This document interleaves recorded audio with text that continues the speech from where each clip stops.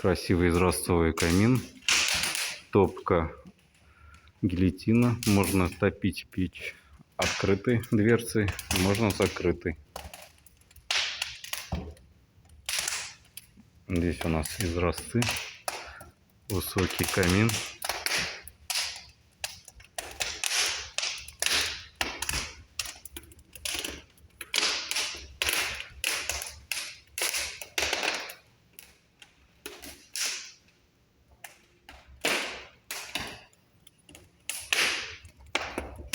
Можно закрыть.